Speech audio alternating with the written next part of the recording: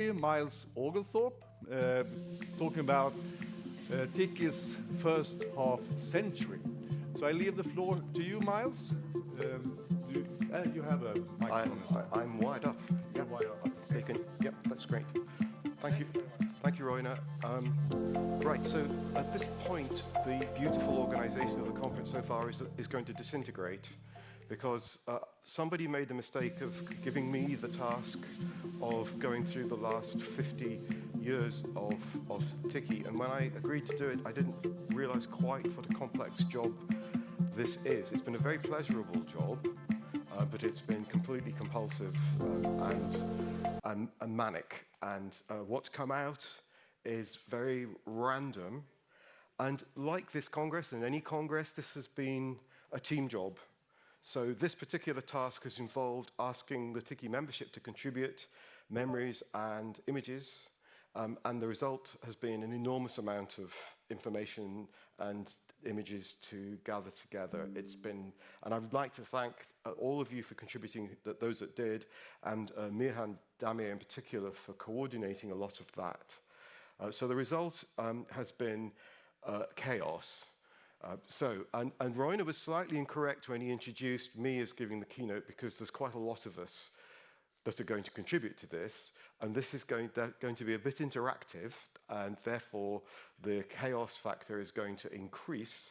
And just to try to reduce the level of chaos, can I just check, is Lucy Morrissey somewhere around?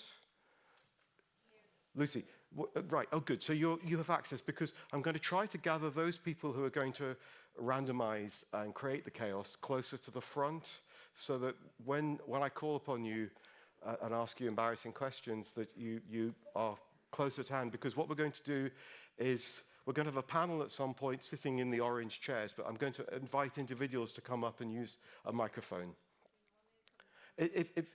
Or either that or run very fast when I ask you, which is probably dangerous and against health and safety. So we've got, is Helmut around? Yes. Oh, good. There's a sort of coagulation of people who I'm going to abuse down here. And Esperanza, yes, you're all there. That's great. That's wonderful. So yes, if you're close at hand, that's wonderful. And Camilo is oh, you're there. Good. I'm sorry, I've got glasses. I can't, either I can see close or not close. Okay. Wonderful. So thank you very much again for coming. And what we're going to do now, can we just see the video properly again, created by Esteban, or is it impossible to do that, Clara? Here we go. Thank you.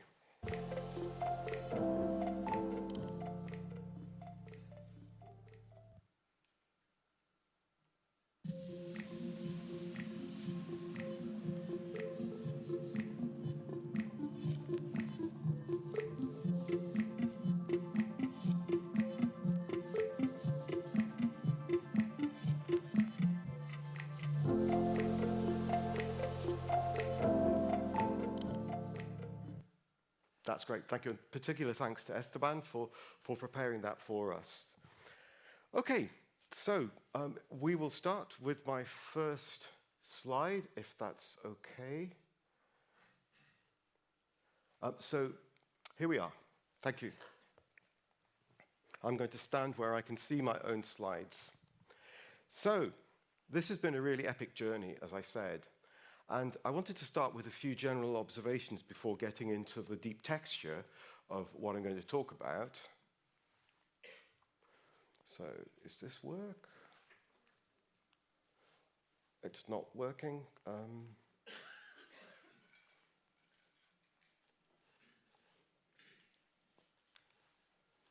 If it doesn't work, then I'm going to have to ask you to do it for me. Or has it just stuck?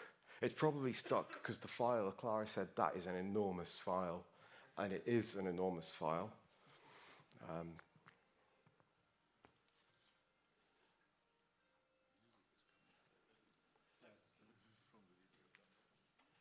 Hey, okay, right. So some of you have heard me talk before.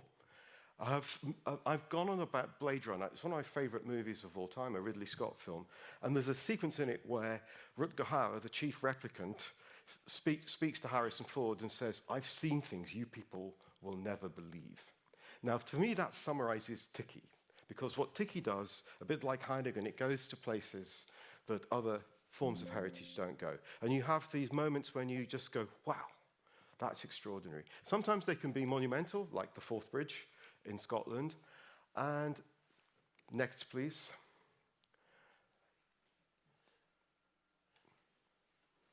And sometimes they can be not monumental. Sometimes they can be the sort of thing that are so fundamentally important to our lives that you never see, but are absolutely extraordinary.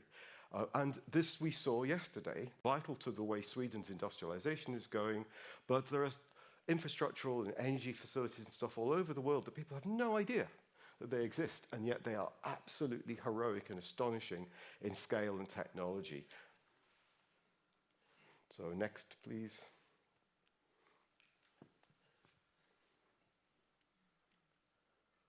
Is this because the file is so big, or? Oh, no. Okay, so talking of toilet breaks, where would we be without sewers? And one of the most amazing Blade Runner moments for me was going down the sewers in Prague. Now, of course, when you go to Prague, the first thing you want to do is to go and see the sewers. Okay, not the trams, but the fact is that there is this phenomenal, heroic and extraordinarily vital industrial heritage out there that people don't see. And for me, TICCIH takes you to these places. Next, please.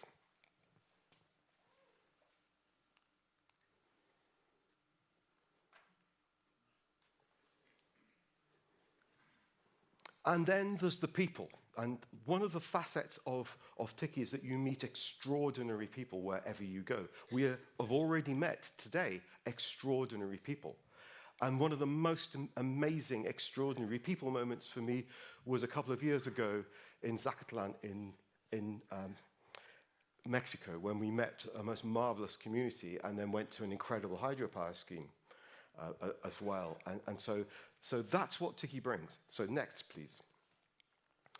So, but in the meantime, in putting together this whole thing, I've come across something I've already mentioned, which is the digital revolution, and that's affected imagery.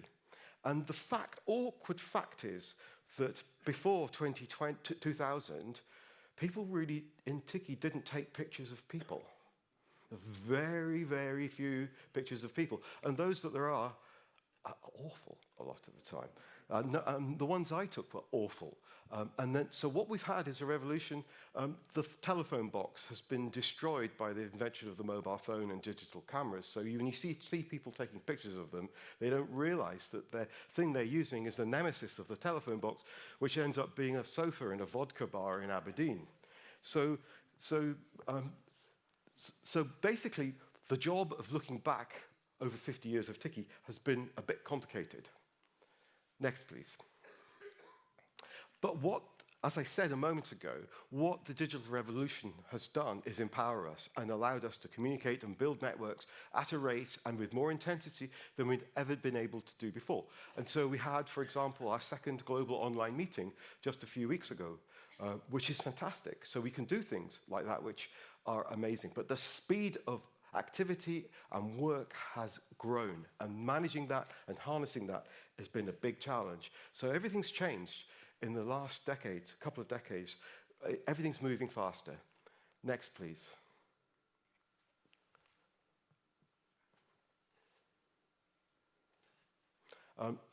Oops, so let's go back one. Sorry. So I was going to say, I even have my, can we go back one? This isn't going to work, is it? There we go. So the next great thing was COVID. So COVID was responsible partly for the turbocharging of the digital revolution.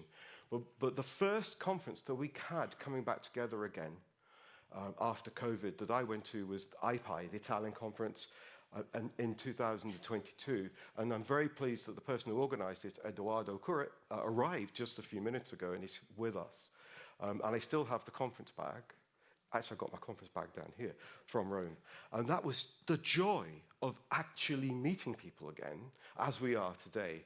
That was the most fantastic moment of really cementing the industrial heritage community. So I pay tribute to Italy for kicking us off on the recovery process. Next, please. So now I want to just revert back to something I said earlier about the birth of TICCIH, and just from a UK perspective, I think, and probably this applies across the world, one of the big drivers was threat. When people started to become aware of the fact that our industrial heritage, such as it was recognized at the time, was under dire threat, and some very, very monumental pieces of industrial heritage were disappearing. And so that led to particularly movements relating to railways and canals in the UK, but across the world, people became increasingly aware. Next, please.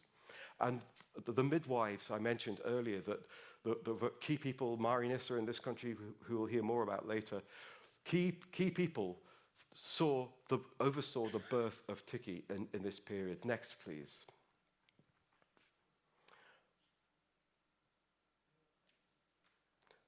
And even though there wasn't a lot of imagery from this period, there was, fortunately, quite a lot of publications of papers and conference proceedings. And thanks to Daniel and others in our TICCIH HQ, we've now digitized a lot of these. So there is intellectual, which is probably the most valuable, evidence of TICCIH's activities since the very beginning. In fact, the 1973 proceedings from Ironbridge are really, really good. We were talking about them recently. So there is this great documentary record. Next, please.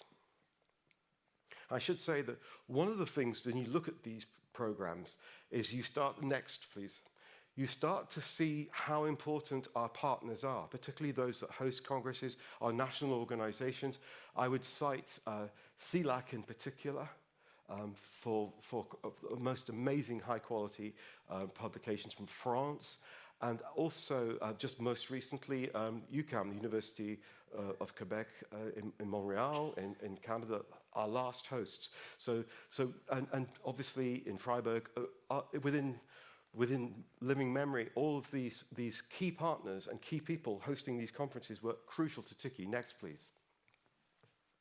And so we have, as I said, we have a history of publications. We publish books. Well, the most prominent one was Industrial Heritage Retooled. The bulletin we'll hear more about in a moment. So we have this history of publications, as you can see. Next, please. And we have thematic studies. And this is an important part of what we do, because we advise ICOMOS, the International Council on Monuments and Sites, because we have a partnership agreement with them, and we play a part in the World Heritage process, which is very important. So water, next, please. Water was a key one. Next, please, and there's James Dewey, our previous editor. Petroleum heritage was very recent. Also, James Dewey, you can see in the bottom right, our former editor, playing a big part there. Next, please. And then we had textiles, and we have Heike somewhere here, and Mark Watson, who led the textiles, and Bartosz, who is somewhere. Where's Bartosz? There's Bartosz, who are instrumental. And this was the first thematic study that really benefited from the digital technology. So these are a really important part of what TICCIH does and has done over the years. And you can see there are others like quarrying, water, railway bridges, workers' towns and villages, coal mines, and so on. So next, please. But the big way we've always, or within living memory, have really communicated with the membership is through the bulletin. Next, please. And so our current editor, Bart Vanneker, has been instrumental in taking that forward again. And Bart's there, so say hello to Bart, and please write stuff for Bart, because and just the content is amazing every quarter. And so please contribute and be part of the machine that is the bulletin. Next, please. So I mentioned ICOMOS a moment ago. So we have a partnership with ICOMOS that was initiated in London in 2000, but then sort of confirmed in 2014. And what's really important is the part we play in that World Heritage process. Next, please.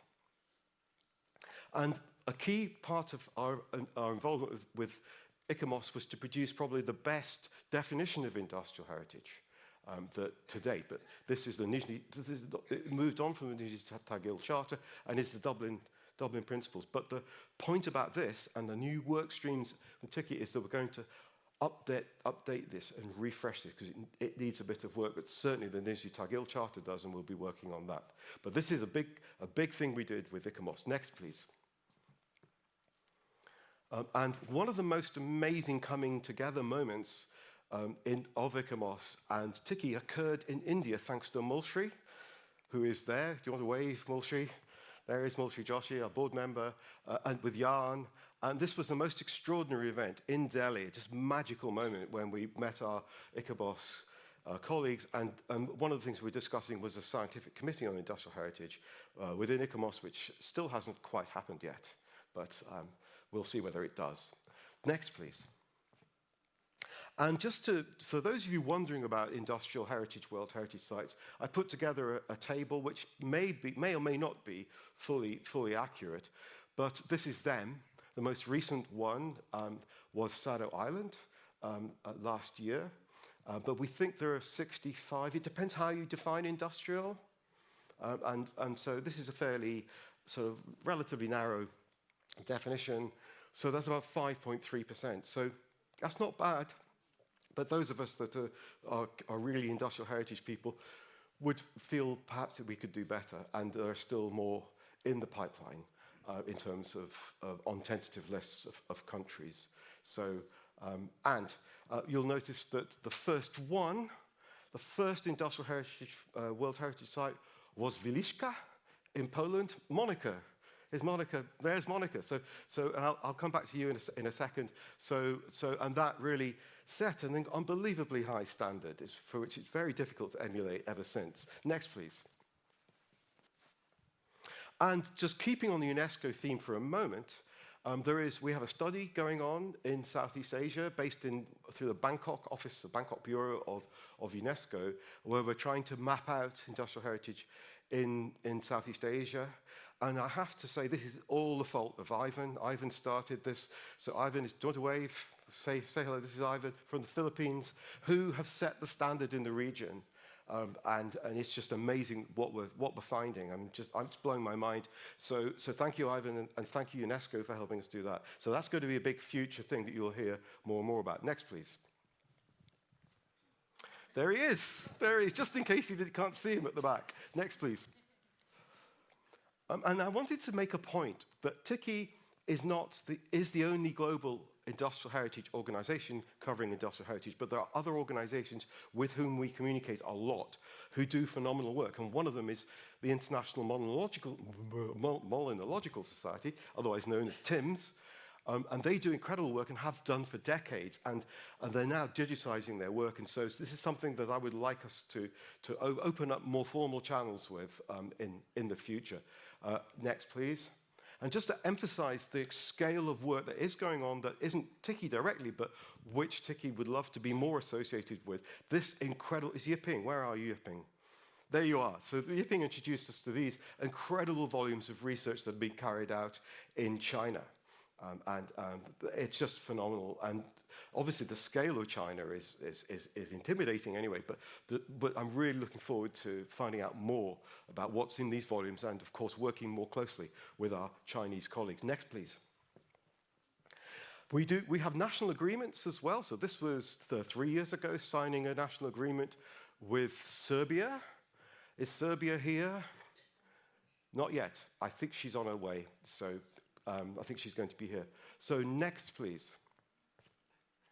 Now, I wanted to make a point that we've had tremendous support from the Swedish government in this conference, and one of the battles industrial heritage has is achieving traction, making links with national governments and decision makers, people who actively can make a difference and do the right thing when it comes to industrial heritage. And so a few years ago, when we were working with our Japanese colleagues, we were able to interact at the highest level in Japanese government during their Meiji World Heritage nomination.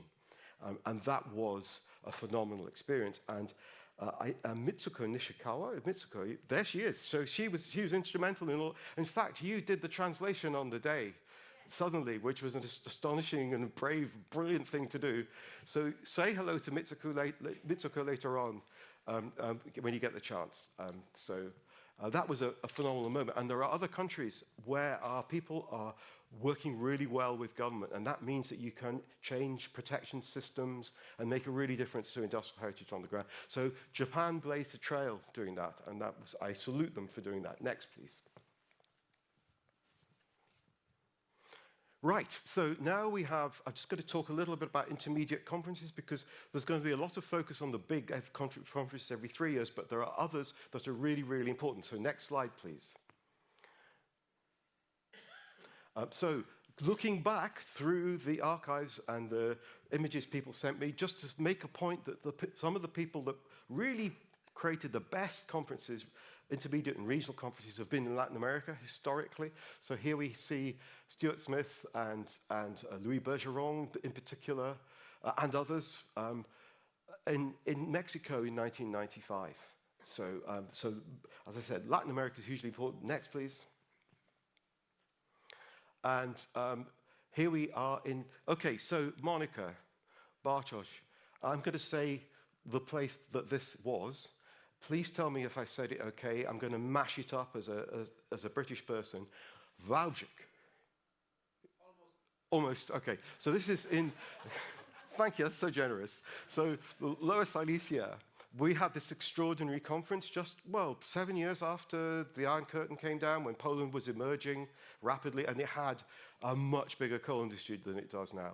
And this was an extraordinary experience for many of us. Mark, you were there, and it was just epic. Next slide, please. And then we had an amazing conference in Hungary, but this demonstrated the challenge of having a multinational conference, because we invaded Slovakia next door in the middle of it, which really stretched logistics and created, what it demonstrated was when there's a crisis in a conference, it tends ultimately, after the initial shock, to bring people together far more than they would have if they'd just been sitting around in comfort. So this was an epic conference organized by György Nemeth, and one of our most valued former TICCIH board members, and was tremendous. Next, please. And here we have Wieliczka, and I wanted to pay tribute to, there's been 2 so far, underground mining conferences, which this, next please, this is in the salt works, Royal Salt Works in Wieliczka. If you need an exciting venue, and if you need to demonstrate to people that industrial heritage can just be completely off the scale, they have underground conference facilities. And so you can fit a very large conference in the middle of the salt mine, and it was one of the most incredible I've ever been. And so a lot of TICCIH Poland colleagues were involved in that, and it was just truly marvelous. Next, please. And if you don't believe there's the band. Next, please. Banquet facilities, and incidentally, the chandeliers are made of rock salt, as you would expect. And then the second half of the conference, next, please. And the second half of the conference was near Katowice in Zabrze. I think I got that one just about right. And this is in a coal mine. And they also have an underground conference facility. So to me, this was an extra 4th dimension of industrial heritage congresses. And you have another one coming up next year. Is that correct, in May? Yep. So watch out for that. Next, please. And then back to Latin America. This was the most fantastic conference in Monterrey. Camilo, you organized this primarily. He's just down here, another board member. This was absolutely tremendous. Next, please. And Zacatlán. I showed a slide earlier, but I didn't show you traveling at considerable speed down a tunnel in a mountain to pop out with a raccoon in a hydro station, 1909, I think it was, early hydro station, in the most incredible environment and with the most incredible people. So next, please. And recently, some of us have been involved in a Middle Eastern conference in Riyadh, and this was a phenomenal break with the past. We were able to establish, thanks to the help of the Heritage Commission in Saudi. Is Dr. Adnan here? No, he's stuck in Stockholm. But Mirhan isn't stuck in Stockholm. Way, Mirhan's here. Welcome, Mirhan. So how many more people are stuck in Stockholm? I don't know, but he's stuck in Stockholm now. Well, at least he's in Sweden. Wow, okay. So Dr. Adnan was responsible for this amazing event, and quite a few of us were there. You had to have a name beginning with M, Miles, Miriam, Mitsuko, and so on, as you can see. And it was just the most extraordinary event. And we look forward to working with them and with Mirhan and developing a network in the Middle East and with Jordanians in particular. So that was truly amazing. Incidentally, how many of you were on the same flight coming in from Stockholm? I think we should form an airline called TICCIH. Because then I thought, what happened if it would crash? I mean, it would be awful. Most of TICCIH would be wiped out, which is a very bad thought. Next, please. So there should be another, I think there's going to be an all-action picture. There we go. That's Mitsuko in full flight, and Tosh Warwick from England. He was the only one that his name didn't begin with M. So next, please. So now we're going to talk about the congresses themselves. So we have people have press ganged into coming up and sitting on the orange chairs. So could those of you who know who you are, Helmut, Florence, Shuawei, Roina, and Lucy. So if you wouldn't mind taking a seat in an orange seat, there is a microphone, and sit on the side. Just sit on the side, that one, just down that. No, there's no escape. And you don't need to, there isn't even a prize for this. It's just pain. Good stuff, excellent. So I'm just going to run through past conferences, and then at the end, these people who have survived running conferences, I'm just going to bounce a couple of questions off but the principal question is, what did it do for you in a good way? So think about, I'm going to say, is there any lasting good legacy that came from organizing your Congress? Anyway, so here we go. Next, please. So as I said, we say 1973, this was when, it wasn't quite TICCIH yet, but this was the first Industrial Heritage Congress, and it was impressive. And Neil Cossins, our life president, was involved in that. Next, please. So these are the proceedings that emanated from those. Next, please. The first time we started to get photographs that were usable on a big screen was 1987. Next, please. And some of you remember Barry Trinder. He's still around. That's Barry, a rare sighting of Barry. Next, please. Barry cropped up again in Belgium in 1990. And you can see him there with Marie Nissa. Oh, is that a very young Mark Watson? It is, it's Mark, isn't it? Yeah, that's Mark in the middle, at the top there. So one or two familiar faces. And Keith Falconer on the right there from English Heritage. Next, please. And so this is more of Belgium. Next, please. And then the first conference I attended, but I only attended the second half of it, was in Catalonia. And this was really the beginning of a big change for TICCIH, because it was the beginning of a very strong link with the Catalan region, with the Catalan Science and Technology museums in particular, which was very, very special. Next, please. So what was really interesting about this, and thank you to Helena Wright for this one, this is like a school photograph.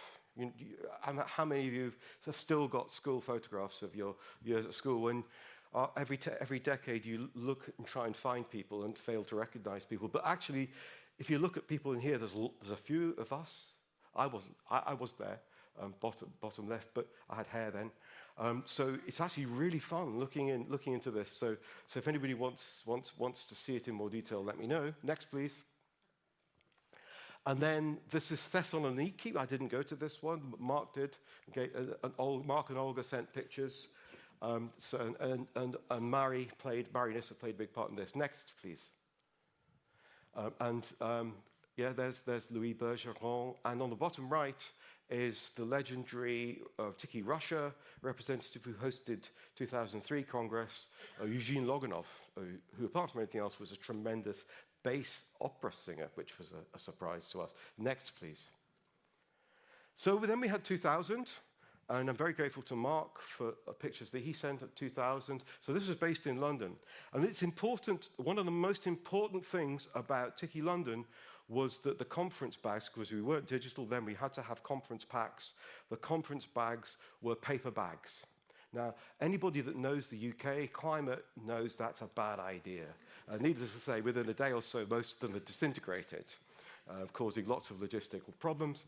There is Eric Deloney and Jaume Matamala in the middle there. Next, please. So there was a lot of sewage pumping, big pumping stations visited in London. Next, please. And Tower Bridge and so on. But then there were trips around the country, and Mark and I ended up running the Scottish trip. So we did what we had to do, which was to get hundreds of people, well, about 100 people, up the Forth Bridge, which we did, so there's some familiar faces. And Bartosz, your colleague, Piotr Gerber, had severe vertigo, but he still went up. So what you can't see is his hand is holding onto the rail there and has gone white. But he survived, which is great. Next, please. And this is when we let them loose in the rest of Scotland. Next, please. And then we had 2003. How many of you went to Moscow, Nizhny Tagil? A few? Yep. Which was an extraordinary congress, mostly for good reasons, and just amazing people, particularly in Nizhny Tagil itself. Next, please. And this is a chocolate factory, and a very, very young Helmut in front of a bell. So we had really interesting stuff in Moscow. Next, please. We appeared in the local press, which was very exciting. We went to that amazing transmitter, the metro. I got lost in the metro with our Belgian friends, which was particularly Patrick Vayen. Next, please. And then TICCIH 2006. Now, I think this, although what happened in TICCIH 2006 was that it was a bit fraught with tension and stress, because it was the first to really operate at a large scale, and it was absolutely pioneering, I think, in changing the way TICCIH congresses worked. We learned a lot from it, but we also had a fantastic congress in amazing places. So it was tremendous. Next, please. And the technology was a step up from dodgy slide projectors, transparency projectors. Does anybody remember those? Transparencies, 35mm transparencies. I mean, it's extraordinary. And of course, they were very small format, so the quality of the images compared to mobile phones these days was really quite poor. But anyway, so we're starting to get into digital camera territory now. We're starting to get proper projectors and proper video facilities and so on. Next, please. So it really was a big step change. And the great tours and some familiar people. And for those of you who know Patrick, this was the moment when the extraordinary waistcoats started to appear. And Gregorio there, and a very young Miguel from INCUNA on the bottom there. And more Eusebi. Eusebi is kind of omnipresent. Next, please. And so, as I said, some great trips. There's Guido van der Hulst there, and Stuart Smith again, omnipresent. So even my brother is in there, which is tremendous. My brother Charles. Next, please. And so some of us went north and some of us went south. I went south on this trip to Naples, which was phenomenal. Next, please. Right, so Helmut, this is your conference. What was, for you, what did it deliver in terms of benefits? Were there any? I'm trying to use the opportunity to say something about how I came to TICCIH. My first congress was in London, the London Congress, and 3 years after I got the chair for History of Technology and Industrial Archaeology in Freiburg at the Mining Academy.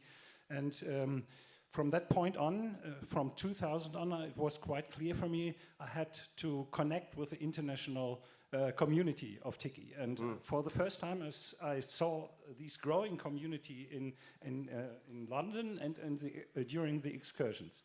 And from that point on, I tried to get in contact with colleagues. And I want to point out here Marinissa, who is sadly not anymore under us, I went to Sweden, and from our Sweden colleagues, I learned a lot about how to organize industrial heritage projects and so on. And I want to take my tribute to you and thank you here, our Swedish colleagues, for this opportunity. So then, as you may know, in Terni, I said, okay, I'm trying to organize the next TICCIH Congress. And with the support of my university, it was possible. And for me, it was an unbelievable event. But I would say all the following up TICCIH Congresses now since 25 years. Half of the time of TICCIH, I'm now here on TICCIH Congresses. And in 2006, I became a board member from TICCIH. And so it's especially since 30 years, I'm working on an international level on industrial heritage, and I'd like to thank TICCIH and all the colleagues who are sitting here. A lot of them joined, who had a way together during this journey, and I'd like to thank you. And this Congress was really a large organization, as you know. These bags there, they are still living. It's recycled material, of course, I have to point out. Yes, from trucks, yes. And so it was green. A very, very green helmet, very green. Do you remember the green team? Yes. All the students? It was incredibly youthful. Yeah, and organized only with students, yes. Yeah, and sorry to say, this is the last thing I say. It was the first Congress which didn't take happened in the capital of a country. Yeah. First, TICCIH tried to convince me to go to Berlin, and then to Dresden, to the next thing. I said, no, we organize it in a city like this, a little bit larger, but with students in a city like this. And I think it's always a pleasure to be in a small city, because the people are not tending to run to other places and go to discotheques and so on. They had to stay together, and this is for scientific communication a very good thing. I agree. I was in Copenhagen on a ICOMOS meeting, and we are sitting nearly alone with the presenter and the chair, and the others were working around through the city, the whole city. So I'd like to thank you, all the organizers of this conference, because I love to go into small cities. Thank you. And it was a mining city as well, Helmut, as well, a mining town. Yes, of course. Freiberg is a very old mining town. Of global significance, as we... And it's now World Heritage. World Heritage, exactly. So that was part of it. And just the beauty of the organization of the registration process was just beyond measure. And here Patrick Verne is modeling the briefcase, which I think was a result of the disintegrating London conference packs a few years earlier. Next slide, please. So just to go on about the briefcases while we wait for the slide to change, one feature of them which was a bit of an issue was the Velcro, wasn't it? And you go into a session and there'd be, as people open the briefcases, and I did have an accident involving the Velcro at one point. So next, please. And there's, Eusebi takes a good picture, as we say in Scotland. He's always smiling, it's great.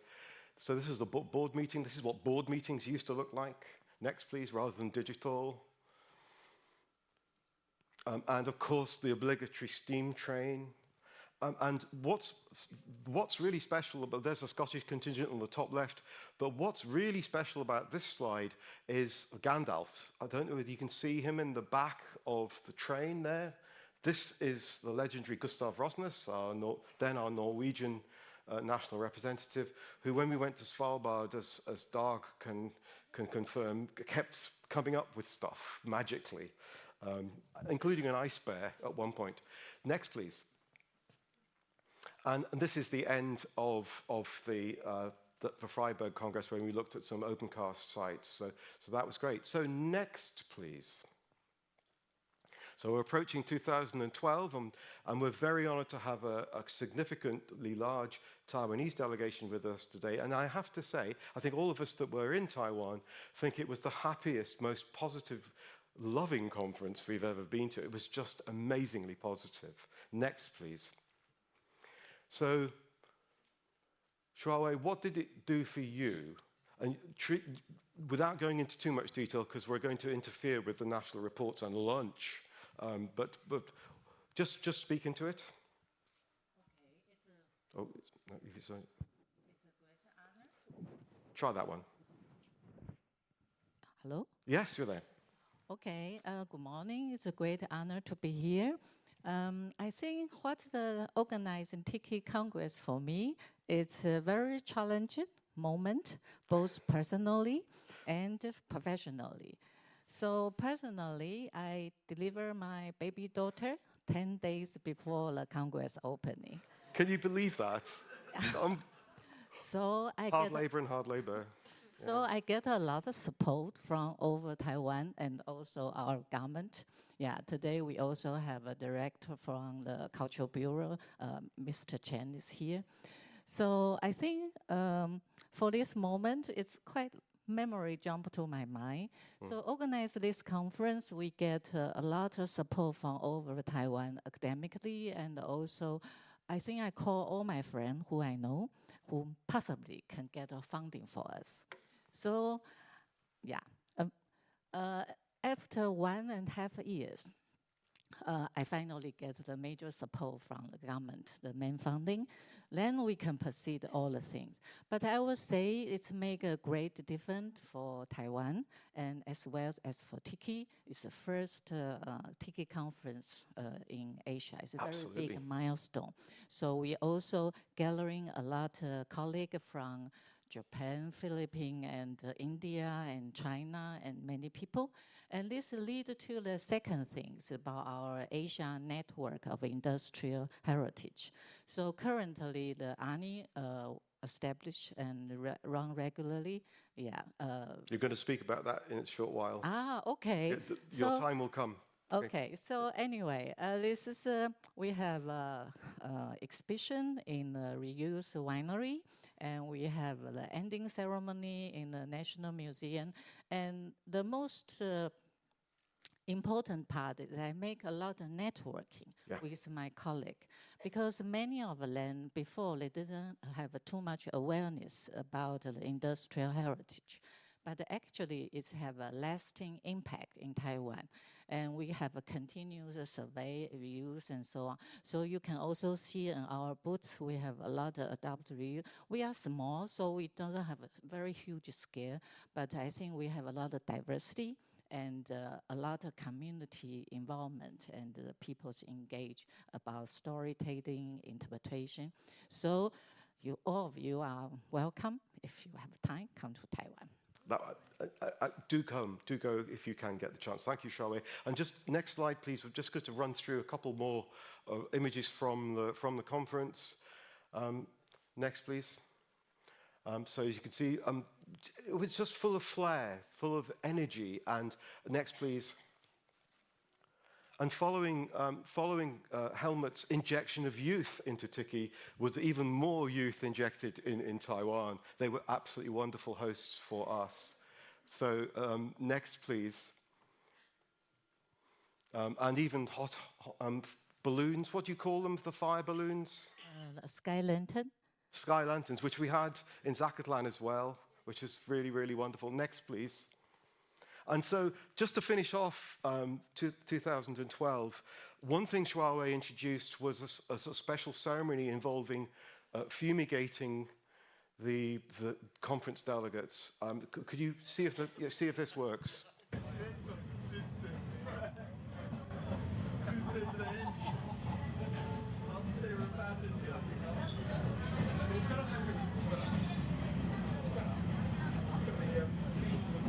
So basically, we were in a steam train and we went into a tunnel and the vents in the roof of the carriage were open and everybody got gassed. And it was just fabulous, a fabulous, real moment, not tactile, but sort of air-wise. Absolutely fantastic. Florence, you're in there somewhere. I must say, this is my first time to see it yesterday. So Rita, she was the person that did the video, so she was a fantastic host, and some of us are still in touch with her via Facebook. So next, please. Just next slide, if you could do. Can we get out?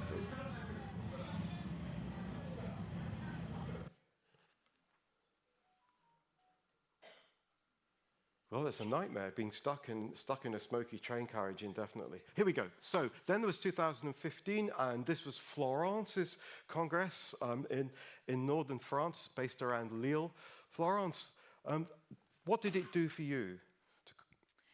Well, as Shaowile, I said that it's a very special personal experience first, and then a collective one. And I'm happy to see that Gracia Dorel-Ferré was on the screen, because she really helped me in organizing this Congress.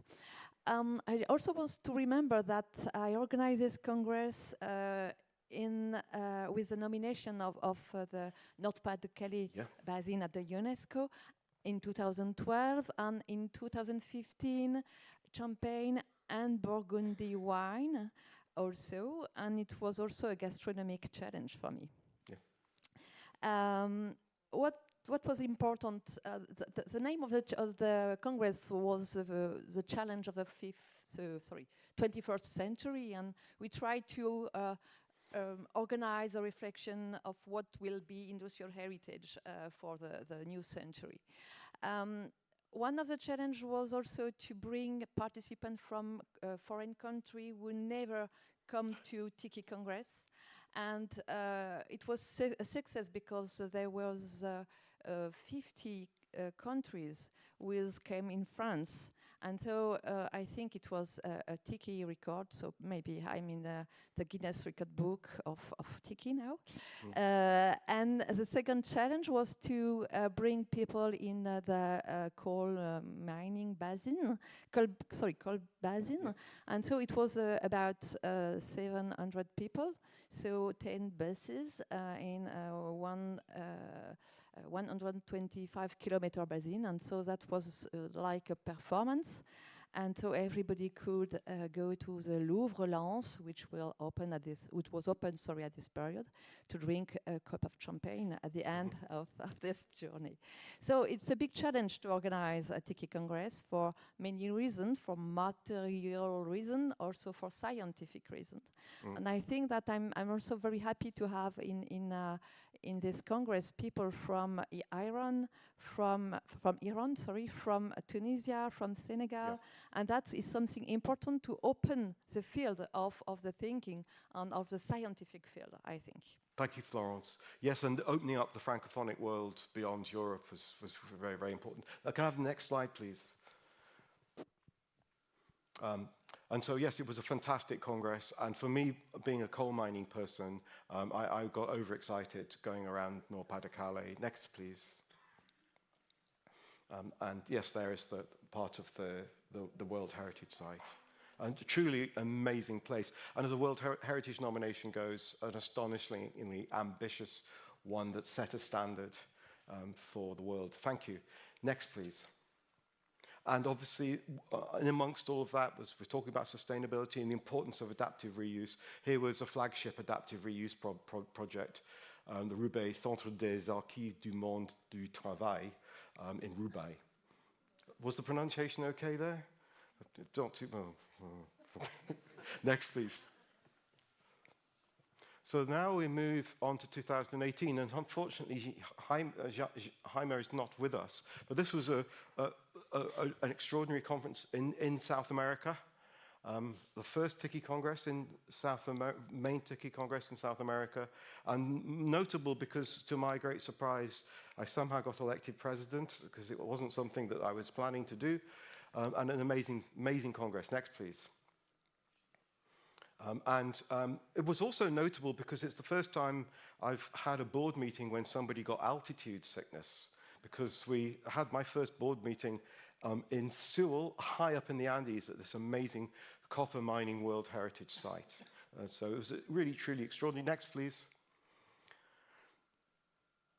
We were able to enjoy a lot of, not just Santiago, but we were able to get to Valparaiso, some of us, and to experience incredible food and drink as well. Next, please.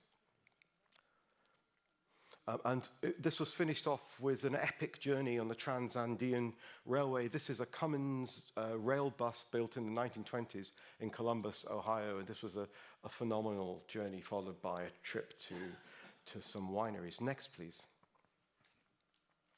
Which leads us to Lucy. And I think apart from being an absolutely brilliant conference, which it was, I think we have to remember, Lucy, first off, it was delayed by a year because of COVID, and then there was all the chaos caused by COVID and the uncertainty. So it must have been probably one of the most difficult conferences to organize, and yet, from my perspective, you wouldn't have known. It was seamless, and you were wired up. Were you talking to Langley, Virginia? I don't know, but you were wired up. You were communicating with your team constantly, dealing with lunches, interesting, yes, all sorts of things. But for you, what did it do for you? In a good way. Yes? Yep. Better. Thank you. Merci, Florence.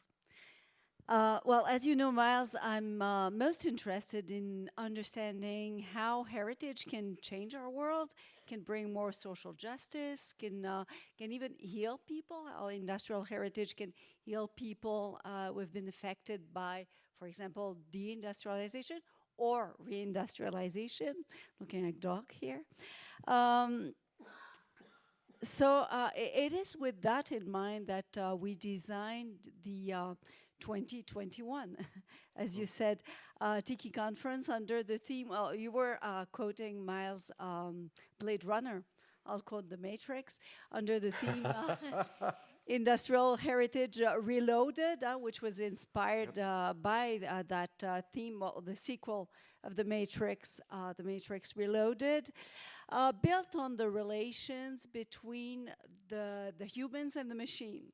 We wanted to explore how we could renew those relations between the humans and the machines that are incorporated into the industrial heritage. And then there was COVID. So TICCIH 2021 became TICCIH 2022, as you can see here. And I would say that besides the relations between the humans and the machine, the conference came to be a lot about the relations between the humans, the people.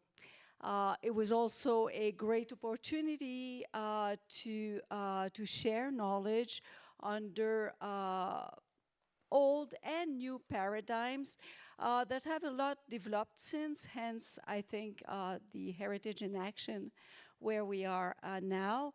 And you will be able to catch a glimpse of these progress and of what we shared with the TICCIH book launch on Wednesday, the 2 kilos book launch on Wednesday. So we'll discuss more about this Wednesday night. Thank you so much, Lucy. Could we have the next slide, please? We'll just live through some of this very quickly. I'm conscious that time is running very, very short. And the next slide, please. The wonderful team, more youth, and national reports. National reports get better and better. This afternoon, I don't want to encroach into the national reports, but it's evolving, thanks in particular to Dag Van Gogh. Next, please. And this, yes, some just incredible. There's your lunches. Lucy, which were a logistics triumph in the end. Next, please.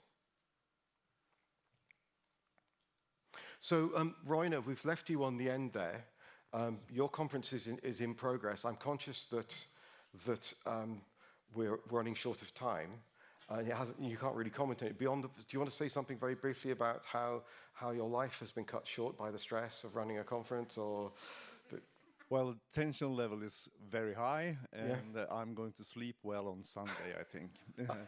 And I leave it with that. It's been a joyful, stressful, a ton of work, millions of mails, and meetings to attend, and I stop there. Thank you, Roina.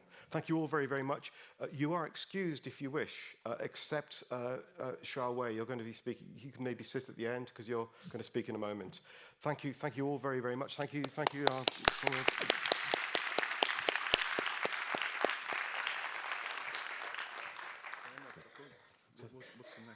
in memoria. So they're doing this now with Mari and so on. I should have told you I had a present gotten from Stuart Smith. Okay. Later. Okay, so now we're just going to very briefly remember important people. We're going to have somebody speaking briefly about Mari and NUDISUR in a moment, but can we have the next slide, please? I'm just going to run through a reminder of some giants in the world of TICCIH, and one of them was Louis Bergeron. I excuse you, Florence, but Louis Bergeron was a former president and brought the Francophonic world into the TICCIH family with great effect. Is there anything more we should say, Florence? Yeah, maybe he also published the first underlying scientific journal on industrial heritage, was industrial patrimony, and that was something important. So the Industrial Patrimony Journal, he was the first journal to be published in industrial heritage. So yeah, very, very important. So I apologize for being so brief, but I think it's good. We're going to cause problems with the program. But and he, as you noticed from the historic pictures, he was everywhere, was he not? Yeah. So next, please. And then some of you remember Michael Mender, who was a true scholar and a font of knowledge, but also one of the most accessible, wonderful people who died prematurely in 2008. Next, please. And Eric Deloney, he called himself a pontist, and without him and his thematic study on bridges, we would not have been able to, or it would have been much more difficult to do the fourth Bridge World Heritage nomination, and his work on the historic American engineering record was phenomenal. Amy and the amazing Society of Industrial Archaeology in the United States was absolutely crucial. Next, please. And Stuart Smith. And for those of you who know Stuart Smith, and hugely important in Asia, Stuart loved Asia with the exception of its food. So wherever you went, mysteriously a plate of potato fries would appear next to him. And whenever there was an event, there would be a plate of sandwiches for him, and he would put the sandwiches in his pocket, in his jacket, and then offer them to people. Mitsuko remembers this probably, yes, phenomenal, but a true giant in the world of TICCIH, and that's Sachiko laughing at him. Next, please. And a bit more of Stuart, who really was crucial in the evolution as secretary of TICCIH over decades. Next, please. And Guido van der Hulst, who's a giant of industrial heritage in Belgium, and very, very sadly missed, and a regular attendee and supporter of TICCIH. Next, please. And most recently, we lost Adriaan Linters, who was a phenomenally active person in industrial heritage, supporting causes in Belgium and beyond, and established eFaith, which was very much a grassroots, bottom-up rather than top-down approach to industrial heritage, which is so important. So we were very sad to lose Adriaan. Next, please. I spent some time with Adriaan in Saxony and Bohemia, visiting Erzgebirge and Krishnahori sites, World Heritage nominated sites. And it was a true pleasure to be with him, and just a constant stream of anecdotal stories. Next, please. And now we come to Mari NUDISUR, and Dag and Catherine, do you want to come up and say something? Your slides are loaded into the presentation, so the floor is yours.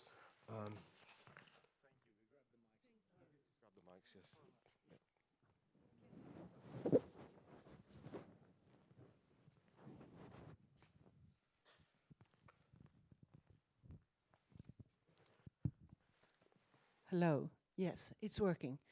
When we first started thinking that the conference in Sweden would be a dream for us, our thoughts, of course, went to Marie. She was a very special lady, and many of you, of course, knew her. Should I just say next? Yes, please. we think that a very short presentation of her and her work would be appropriate at this time, but will not continue for a long time. Professor Marie Nisser, born in Stockholm, Sweden. Degree in History of Arts at Stockholm and Architecture in Sweden. Next. She was a participant in the first conferences, of course, and one of the midwives that I think Miles referred to them as in the beginning of this conference. So we are very proud to have been able to work with her, and she was also one of TICCI's elected presidents. So next, please. She was not only very important to TICCI. She was very important to the industrial heritage of Sweden, and very important to Jernkontoret, who has been mentioned before today. And she was a vital contributor to the work we have done and are doing, and to the job that I have at the moment. So thank you for that, Marie. Next, please.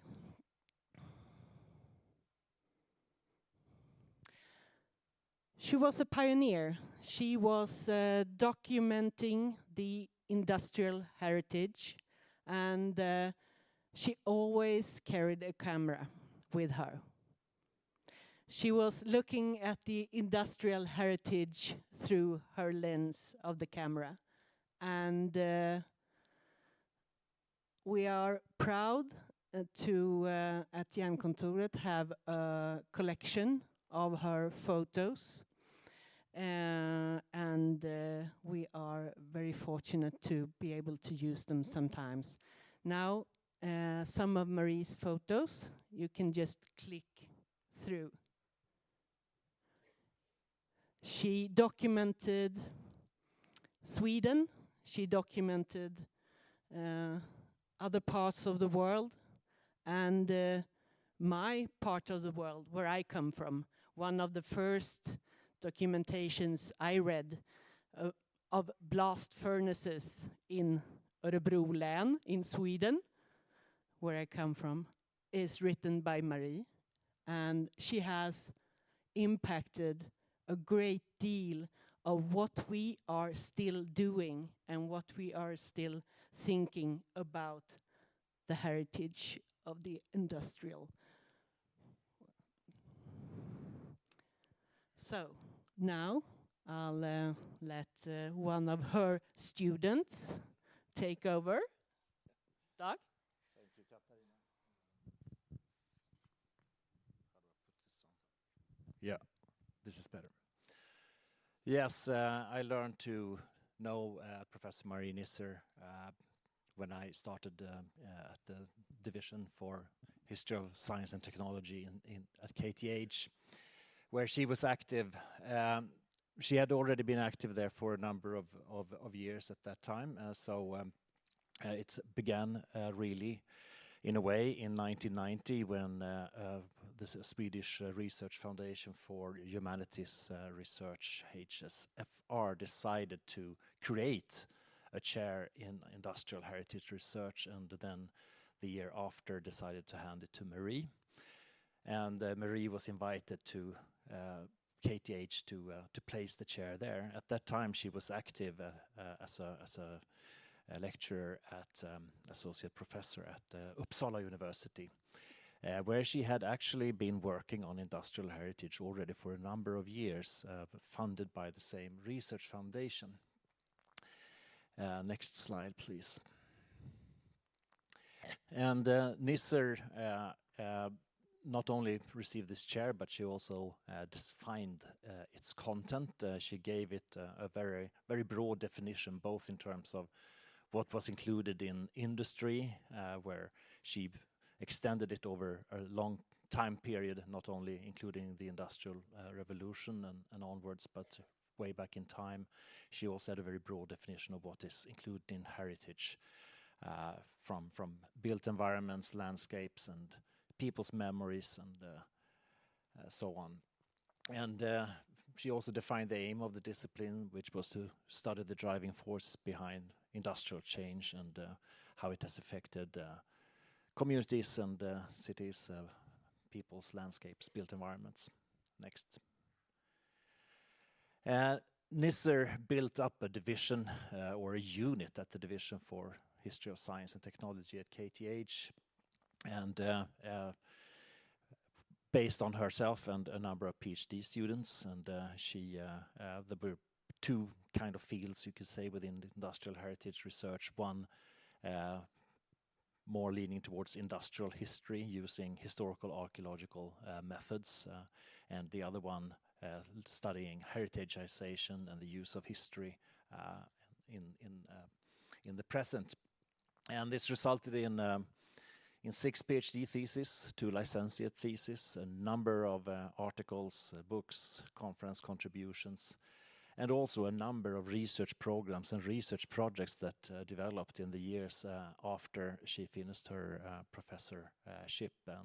And quite a few of her former PhD students are still active in and building their careers, and including some in this room.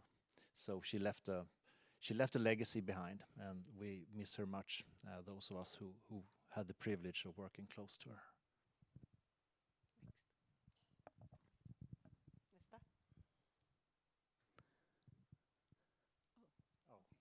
Yeah, sorry, one more slide. Yeah, this is important. Marie NUDISUR also did a lot for, not only for research, but also for education, and emphasized the importance of educating a new generation of heritage practitioners and academic scholars in the field of industrial heritage. And she built several educational initiatives, international courses, bringing together both academic scholars and practitioners from the Nordic countries and from the Baltic countries, and also courses in industrial history geared towards engineers at the Royal Institute of Technology to teach them about the relation between technology and society. And also one more thing which I just touched upon, but that remains to be repeated, is that she was very engaged in her PhD students and her other colleagues to the very end of her career. At the very end of her career, the last book she was working on, together with Jan, was the volume National Atlas of Sweden, the volume Swedish Mining and Metalworking.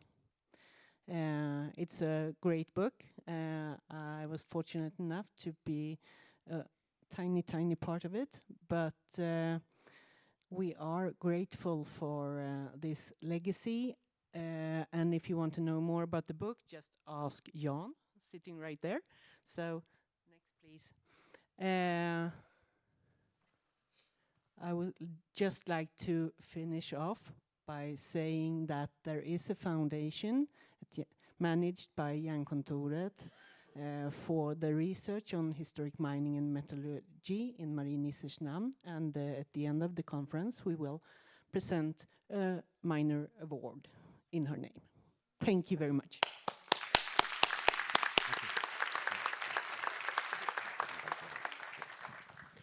Thank you very much. Can I have the next slide, please? So, due to the gross mismanagement of this session by me, it's actually lunchtime. And so, in order to not curtail your lunch too much, next slide, please. I'm going to run through this section on partner organizations very quickly. And to those of you who I harassed into agreeing to speak, I apologize unreservedly, but I think we need to protect the national report section this afternoon. So I'm going to, will you forgive me if I run through your slides for you very quickly at high speed? Okay, here goes. Next, please. So, yeah, That was Europa Nostra you saw briefly. We have a very positive relationship with Europa Nostra, which is very important in a number of ways. And one of them is, although we're absolutely committed to the Green Deal and removing fossil fuels from widespread use, we need to keep our life heritage alive somehow.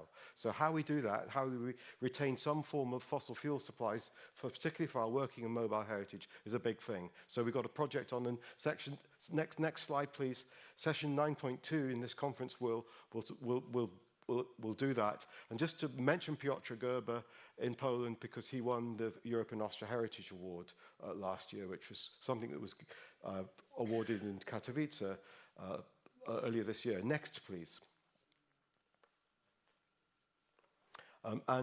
We were looking at a way of potentially retaining some form of coal supply from a working mine in Poland. And so big conversations are happening with politicians in Europe as we speak. Next slide, please. And so we have a member of FIVA turning up. We signed an agreement with FIVA a few years ago, and FIVA are a really important partner for us. Next, please, because there's a lot of automotive industrial heritage, and we have an Automotive Industrial Heritage Recognition Award that's awarded every now and then. And last year it went to Auto World, and it's just extraordinary, the range of industrial heritage that exists in that sector. Next, please. And we also have a relationship with Big Stuff, and this was from another Katowice conference a few years ago, where we were looking at how to deal with steel coatings in particular, but amongst many other subjects. And the next conference is in October in Ghent this year. Next, please. And then we have ERIH. And so ERIH is one of our most important partners. We signed an agreement with ERIH. Next, please. And these are Katharina's slides. Where are you? You're here. Do you mind if I rush through them? Or do you want to, can you do it really quickly? Yeah. Do it really quickly. Good. Because every are we working? Is that working? Yes. Yep, there you go. Go for it. Go for it as fast as you can. Yes, it is. Yep. So I'm really pleased no, it's going off. So, I'm really pleased to be the representative So of try ERIH. this one. Yep, there you go. I'm really pleased to be the representative of ERIH today at this conference, and I will try to make it really quickly.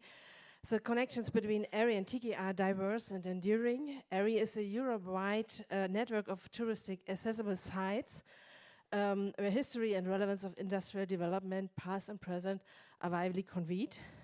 TICCIH, on the other hand, is a strong international voice that advances preservation, scientific research and documentation. And some members of one organization are also active in the other in Europe. And this is a great benefit for our community. So Massimo Prete, he will join us on Wednesday. He is both in the TICCIH board and also in the ERIH board, and a bridge builder between the two organizations. Since ERIH, next slide please, since 2019, ERIH has been certified as a cultural route of the Council of Europe.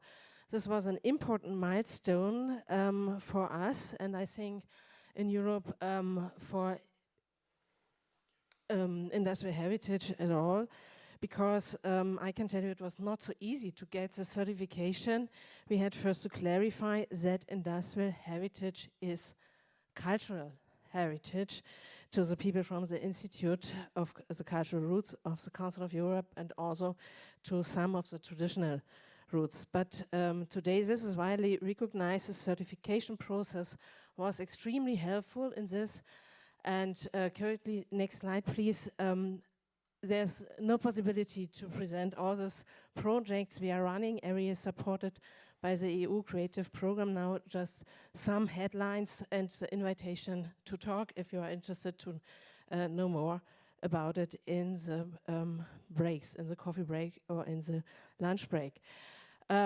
We see ourselves as partners of TICCIH, not competitors. And next slide, please. A special sign of this cooperation is the Memorandum of Understanding signed in 2022. And a very special moment symbolizing our close bond was, next slide please, when TICCIH President Miles got stuck within an elevator, freight elevator, with 16 members of the ERIH family, an elevator of the blast furnace in Belval. Miles proved to be a perfect crisis manager, and everyone in the elevator had a few more funny anecdotes after that, but you know what happened in an elevator stays in an elevator. So, but this was an unforgettable moment which has gone down in the ERIH memoirs. And next slide, please. See, it's a connection to Miles and to TICCIH for everyone who was there in and outside this elevator. So finally, next slide, please. I warmly invite you to the next ERIH annual conference. It takes place in the cultural capital city of Europe 2025 in Chemnitz, and will focus on intangible heritage. You are warmly welcome. You will get the same reduced conditions as ERIH members if you join in as TICCIH members. So again, congratulations to 5 decades of TICCIH, and really, it's really nice to be here and part of the TICCIH community. Thank you. Thank you. Thank you so much. I'm sorry I had to rush you. Next slide, please. So we have, yes, Esperanza. Do you wish to say something or no? So, you sure? Okay, well, we'll make it up. And if anyone wants to know anything about NUDISUR, do you want to stand up, Esperanza? You know, she's on the board. Talk to Esperanza. It's the most amazing project, and really so relevant to this Congress in particular. So. Just a brief thing says we are. Sorry, I go back. Yeah, I think you do need to say something. Good. Sorry, very brief. It's just collaborating groups who we have been working in a decolonial perspective, working very engaged with the communities and making efforts all together, academia, as social institute, NGOs, foundations, and everyone's just to make the world better for everyone and all the social justice that we really need. So you are very welcome to visit our website and join us. And it's very nice to be in TICCIH also, because we have so much to do. So that's it. Thank you, Esperanza. We feel very, very fortunate to have you as a new member of the board. Thank you. Next, please. So next, please. That's great. So INCUNA, INCUNA is one of the most important industrial heritage organizations, particularly in the Hispanic world, but it's more global than that. Unfortunately, I don't think we have a formal representation, but it's in the National Reports volume. Next, please. And its conferences every year are epic and cover some of the adjacent regions to Asturias in Spain as well. So one of the big industrial heritage forces in Spain in particular, but much more than Spain. Thank you. Next, please. And coal mining, which is really exciting. So next, please. So, Camilo, do you want to say something very, very brief? As we are encroaching into lunch. Yeah. Thank you. Okay, TICCIH Portuñol was created in Montreal in 2022. Yeah.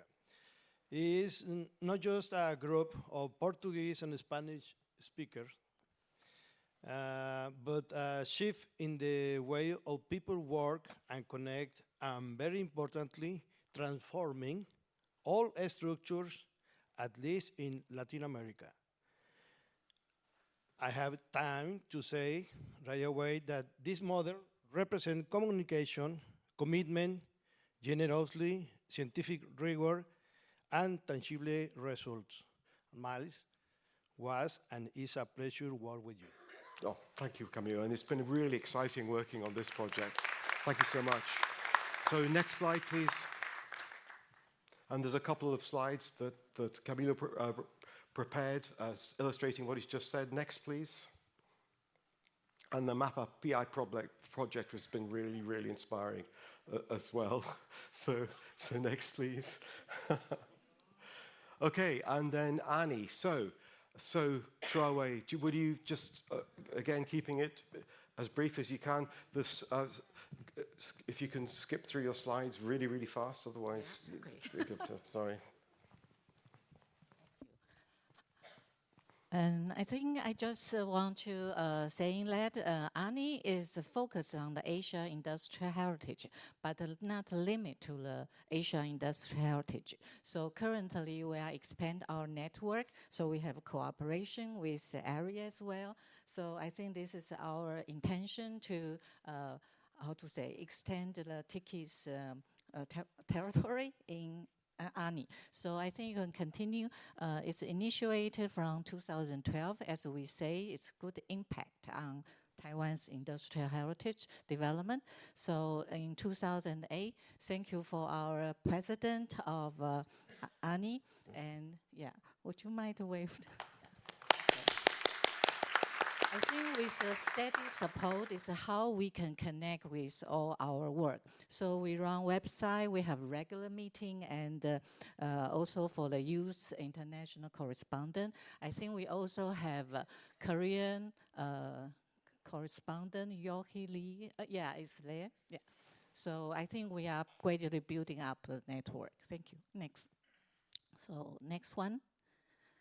So from 2023 to 2025, this is our meeting, online seminars we are working. Okay, next one, please. Okay, 2024, and next. And we have a Marion online, and we used to have a Hamlet and so on.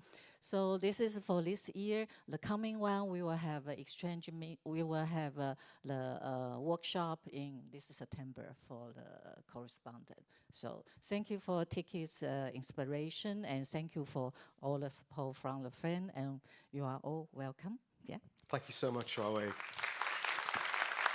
And thank you. Excellent. So next slides, please. And this is going to be it. I'm just going to say something about institutional support. So next, please. So as I mentioned earlier, thankfully, there are so many silent partners. My former employers, Mark's, Historic Scotland, for example, have given us a lot of time and resource. Next slide, please.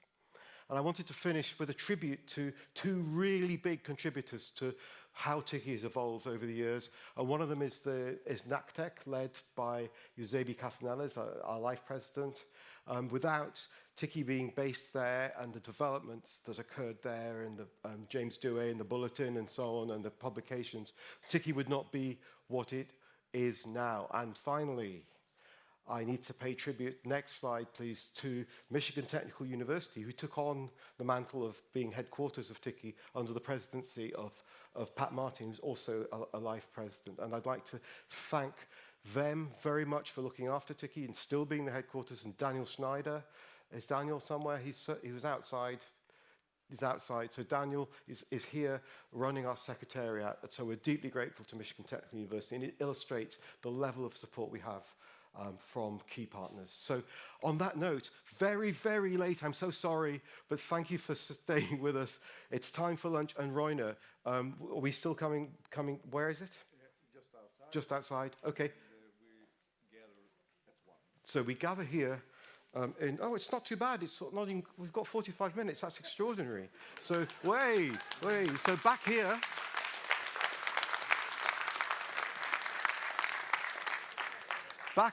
for a bonanza of over 50 national reports. So